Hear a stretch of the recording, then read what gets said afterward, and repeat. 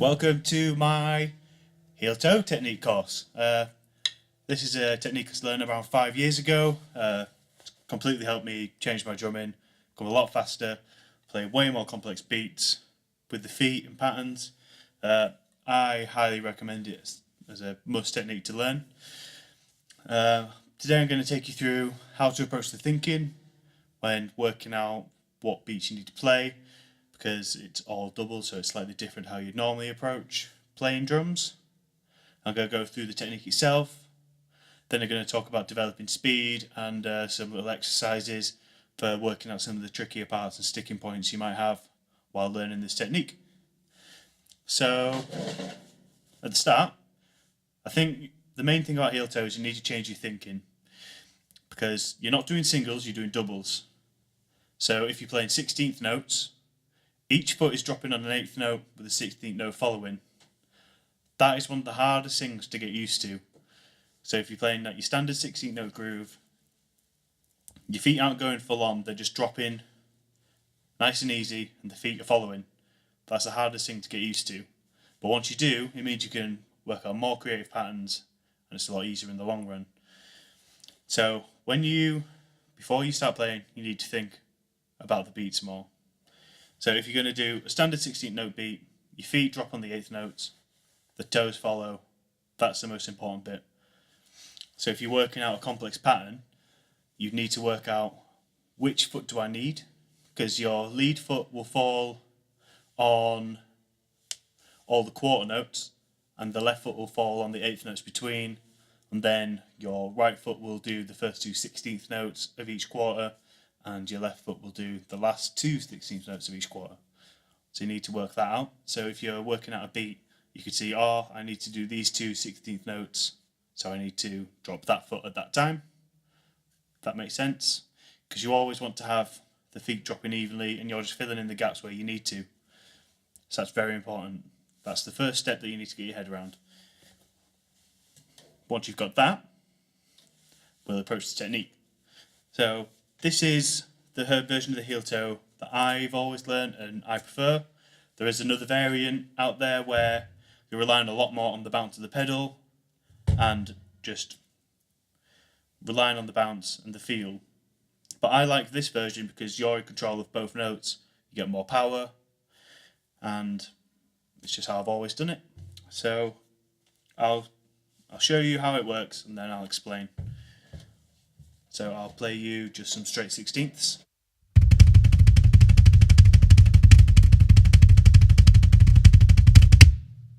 As you can see, the right foot's doing 2, the left foot's doing 2, etc, etc.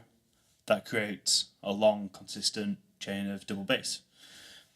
So the technique, you want to start with 1 foot at a time, take it really slow. If you're using the Axis pedals, a great little guide, they have these little circles at the bottom. That's where you want your heel to fall, and then the toe hits the top of the pedal. So the first stroke would be the heel, that hits, and then your foot kind of pulls back a little bit and taps the second note. So you need to work on getting that motion smooth and consistent. Each touch of the board is playing a note. It's not the foot's dropping and the second one just happens. Your foot is playing both notes. So you've got the first note with the heel, and then the second note with the foot. So as you can see, the heel hits, then the foot comes back, and the toe hits. That's a little guide. If you're using Axis pedals, circle for the heel, and then just below that bar for me is where the top of my foot hits. And I'm kind of using, it's the toe of the foot, it's not the ball of the foot that I use. That's just me personally.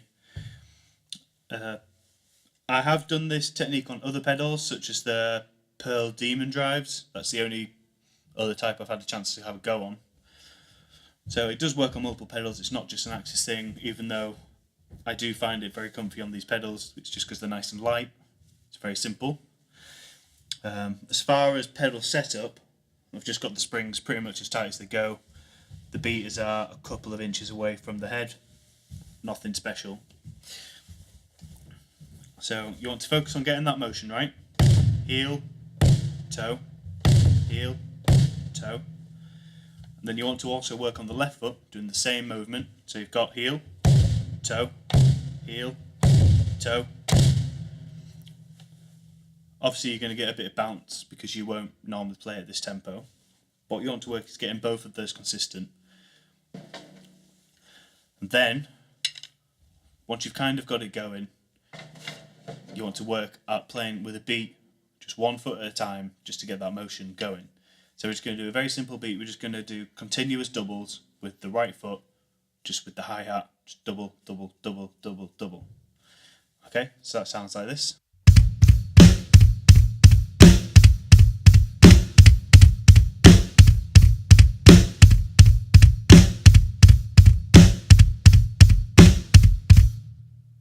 You really want to be focusing on the foot. That's why we're playing a basic beat. You don't want to start too slow because it will sound sloppy slow. It won't sound right. It's a technique made for going faster, in the ranges of at least 160 to 170 BPM plus a 16th notes. So you really want to focus on this beat. Just take your time and get it consistent with just 1 foot. So we'll do that again. We'll do it for a bit longer.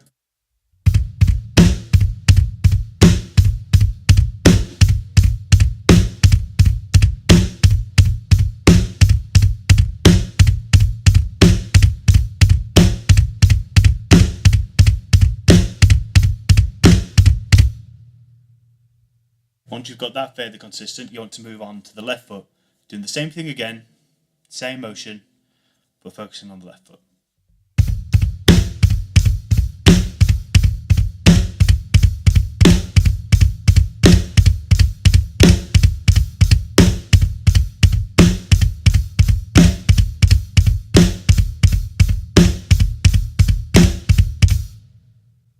And you really want to be focusing on making those notes clear and as powerful as you can. It's very important to try and keep as much power as you can, because the faster you get, the more it's going to turn into a bit of a blur unless you've got triggers on your kit. Okay, so once you've kind of got them both pretty good separately, you want to try and bring them together. I would focus on doing this at first without a beat, just your 2 feet. Start at a moderate tempo, maybe around 160. Just work on dropping your feet, doing 8th notes, and then dropping in the 16ths. It is going to sound sloppy at first, but it's just one of those things. It takes time. You need to ingrain it into the muscle memory. It takes time and consistency, but it's doable.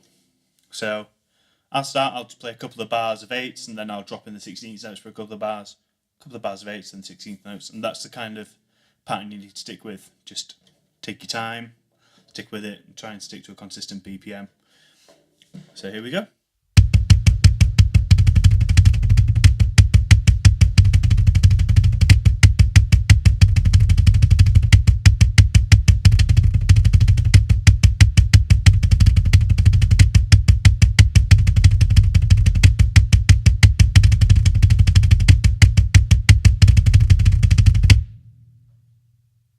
That's the kind of level you want to get to. You want to be having smooth consistency when you're playing the 16ths.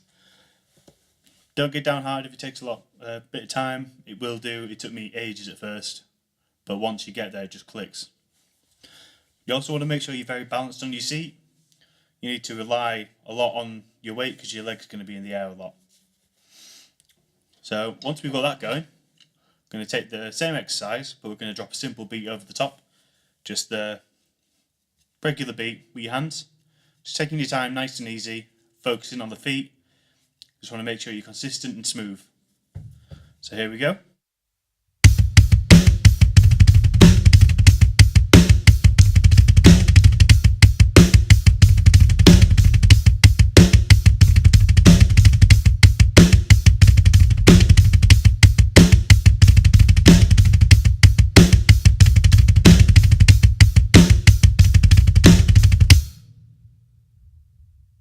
And that's the main thing you want to work on. You want to work on the consistency with the feet and that exercise. As soon as that starts to work, you can start playing around with some different hand variations, maybe mix around the beats that you're playing with your hands, because it's one of those things. Your body needs to take time and commit it to muscle memory. From all that practice you've put of doing singles, it does take time to switch to doubles. So I'll play a few different backbeat variations you can do with this exercise that you'll want to do to get in your muscle memory. So here we go.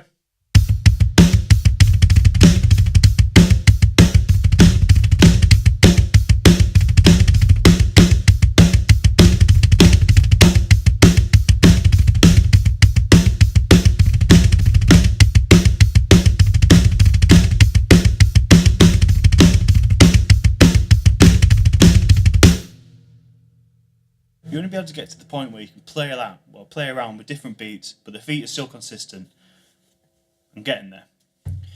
The hardest thing for me, I find, about heel toe is getting the initial start of the roll to be consistent. So that's where this exercise is really useful. Once you've got that down, you want to focus on playing longer and consistently for longer periods of time. So I would focus on just setting up a click track, then just playing consistently with the feet as long as you can. So I'll set a click now. We'll just go for 180. So we'll go, just set this up quickly. So we'll just play along at 180 for as long as we can until it starts to burn or we get too inconsistent. Then we'll drop it down to eighth notes, then we'll drop back in.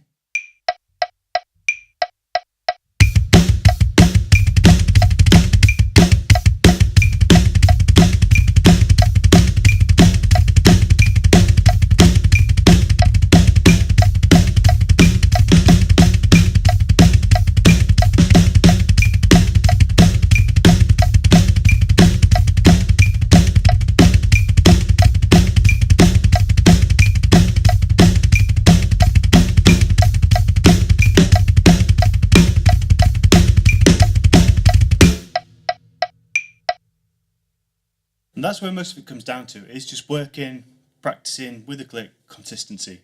Then you obviously want to build up your tempos. I'd recommend in around increments of around 10 BPM. So we'll just go up through a few different levels now, just to show you how I would practice. So we'll go to 190.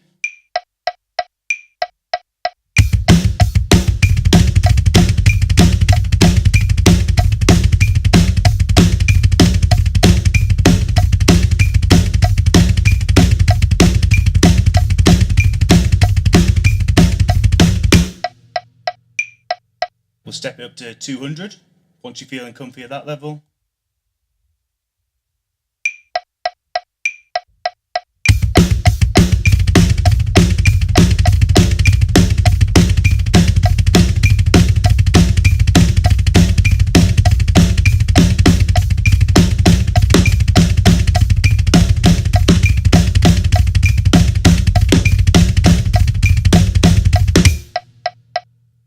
Once again, we'll step it up, we'll go to 210.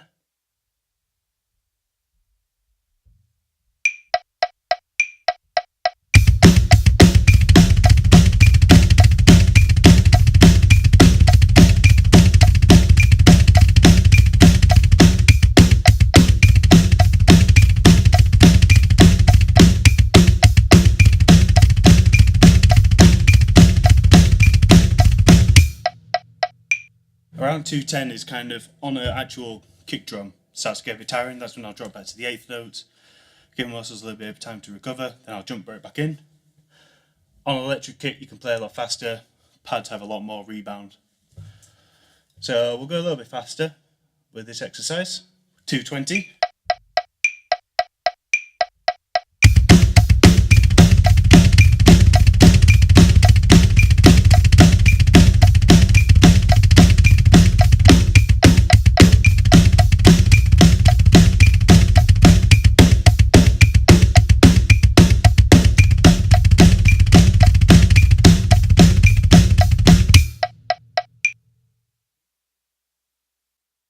Once you're down playing consistently with 16ths at the various tempos, you want to work more individually so you can bring up the strength of both feet. This is also a really good exercise if you've got issues with maybe the left foot isn't as strong, and it's also great for those little beats where you're playing triplets and you want to create more complicated patterns.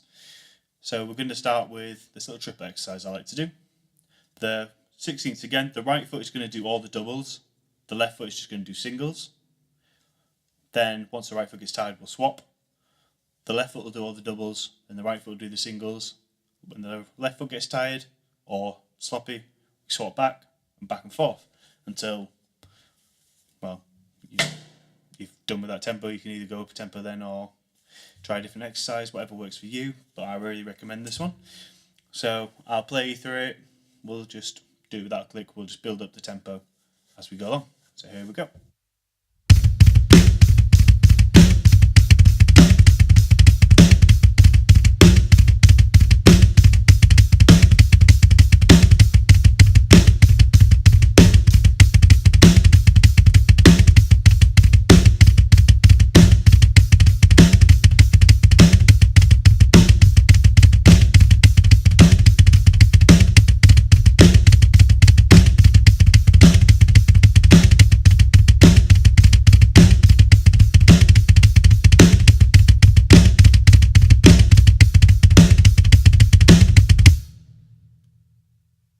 So that's really good for working on the feet a bit more individually and getting those triplets nice and strong. Another exercise I like to do is we'll do 2 doubles, then just the eighth, 2 doubles, just the eighth, 2 doubles, just the eighth.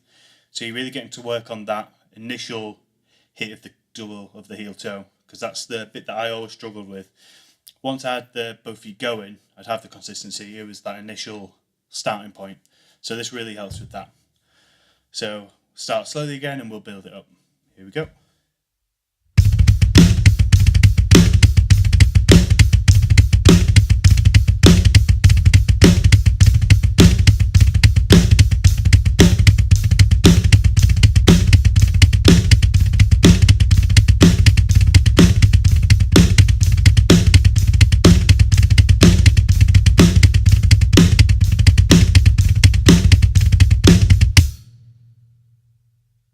So that's the exercise. You really do want to focus on consistency. Be as consistent as you can and as powerful as you can. Then we're going to do a slightly different version of the same exercise. We're going to still be leading with the right foot, but the left foot is going to start the doubles. So the first beat you'll get single, double, double, single, single, double, double. Actually creates a quite weird pattern as well. So this is what it sounds like.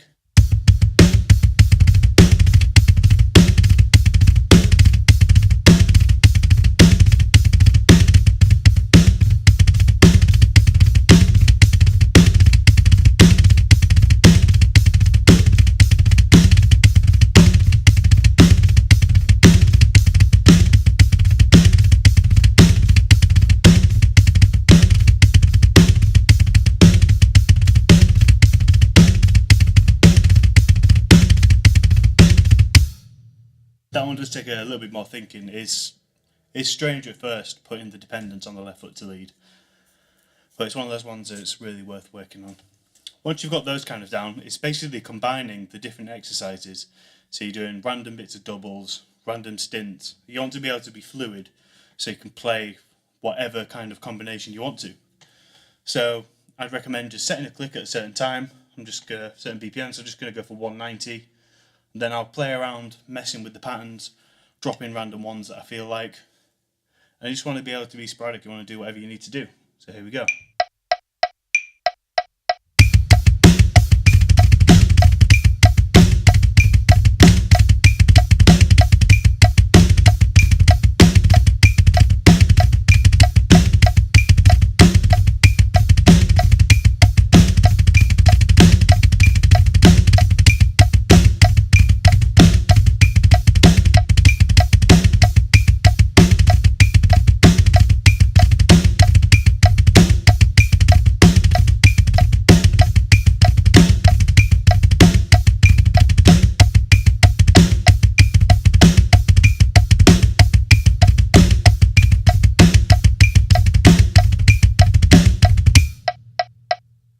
When you get into that kind of level where you can drop in whatever doubles you want to, that's where you want to be at.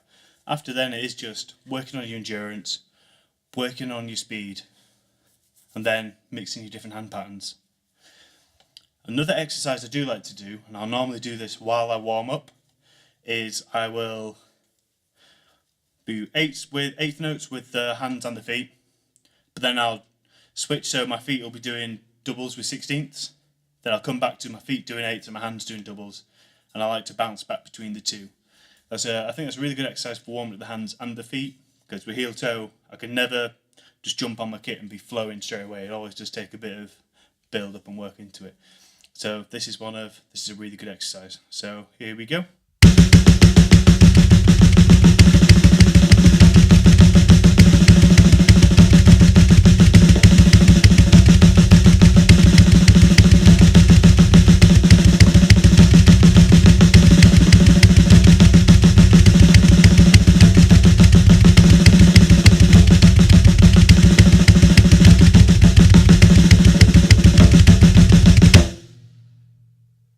That's a really good exercise because you want to have consistent doubles with both your hands and your feet. You don't want one to be well ahead of the other. So after that, it's just practice, consistency, and that's it really. That is the key. Just back to basics, focus, and time, and it will come. If you have any questions about this video, let me know in the comments below and I will reply. If a lot of questions arise around a certain topic, I'll make another video and explain it for you. Thanks for watching this course, and I hope you enjoy the rest of the videos on drumfaster.com. Thanks again.